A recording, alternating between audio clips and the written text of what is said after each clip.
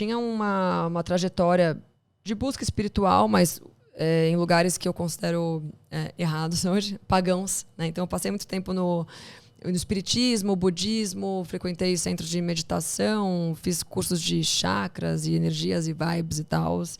E quando eu comecei quando eu entrei para o setor público, quando eu comecei a trabalhar no governo, eu comecei a conhecer muitas pessoas da direita. E muitas pessoas cristãs da direita, cristãs de verdade, né? Até então eu não tinha muito contato com essas pessoas, porque minha vida era um outro rolê, assim, uma outra vida. Uhum. E aí eu conheci uma pessoa que veio se tornar, tipo, uma das minhas melhores amigas, assim, até hoje, que é uma pessoa super cristã, evangélica, né, protestante. E ela me convidou para começar a ir na casa dela estudar a Bíblia. Isso foi no início da pandemia. Então eu tinha muito tempo livre, então eu ia com a minha filhinha lá, tipo, 2 vezes por semana e passava a tarde inteira estudando a Bíblia com ela. E aí um dia ela me perguntou se eu queria aceitar Jesus. Ainda tinha alguns conceitos que eu não entendia direito. Eu acreditava em reencarnação, eu acreditava em espiritismo, eu acreditava em, enfim, várias teorias pagãs. Uhum. E aí e aos poucos ela foi me explicando, a gente foi em busca eu entrei numa busca, assim, e eu sou uma pessoa...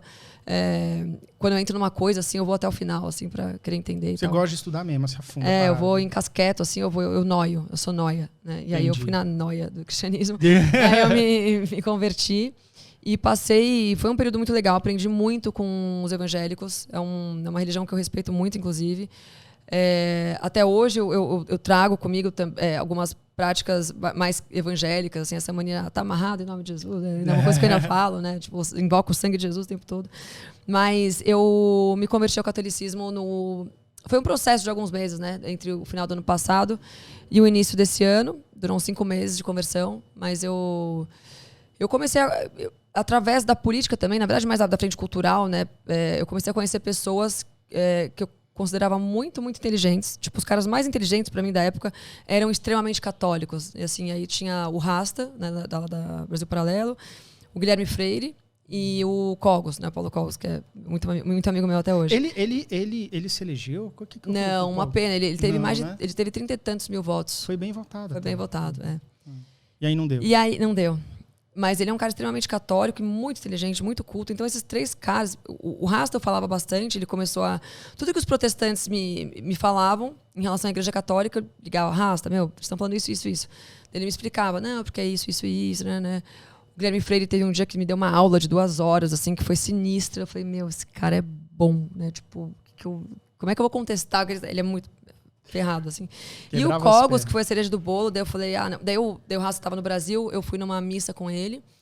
Aí eu fui numa missa, eu falei, vou lá na missa do Mosteiro São Bento, que era no Mosteiro São Bento em São Paulo, que é maravilhoso, que é uma missa mais tradicional, onde você tem o canto gregoriano, você tem o órgão, é uma missa bem... E a ordem monástica do mosteiro é uma coisa muito emocionante, assim, é uma coisa que eu admiro muito, assim, me toca muito. E eu cheguei lá e eu tive uma experiência com o Espírito Santo mesmo. O evangélico, principalmente, fala muito de experiência com o Espírito Santo, e eu tive... E nesse dia, eu estava sozinha lá, comecei a chorar, e aí eu vi todos aqueles monges do monastério e tal, e eu tive... O Espírito Santo me tocou e eu falei, é aqui. E aí eu comecei terço mesmo todo ali dia. Na parada, né? Foi muito emocionante, foi muito forte, assim. Mas é que é uma coisa que você não tem que explicar tanto, porque é uma coisa que você sente, né? É uma coisa, você explica a pessoa que é cética, ela fala assim, tá inventando isso. E não é uma coisa que você, da tua alma mesmo, e só quem sabe é você, óbvio. Exatamente. Né? Exatamente. A partir de então foi isso.